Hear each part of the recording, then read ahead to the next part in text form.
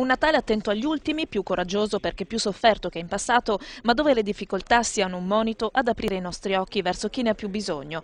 Nel suo settimo Natale a Vicenza, il vescovo Cesare Nosiglia sceglie l'occasione della nascita del Signore per un appello ai suoi concittadini, a tutti gli uomini e le donne di fede, affinché in questo Natale 2009 il segno d'amore verso Dio si realizzi più concretamente in una fattiva solidarietà sociale, per esempio verso nomadi e carcerati a cui il vescovo ha indirizzato una lettera. La comunità deve vedere anche nel carcere non solo il luogo della pena, ma il luogo del riscatto della persona, perché più recuperiamo le persone a se stessi, al bene, li recuperiamo anche alla società. E così anche i nomadi. I nomadi sono sempre stati considerati diciamo, un popolo che fa problemi, no?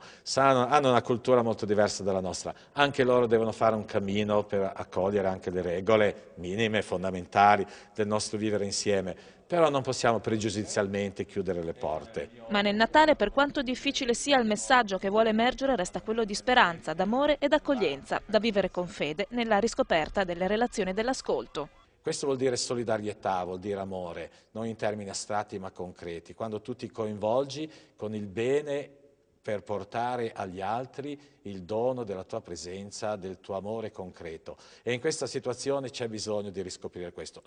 La crisi può essere un tempo anche propizio per essere più sobri, per usare meglio anche le risorse che abbiamo e mettere a disposizione anche degli altri, perché più si dona e più si riceve.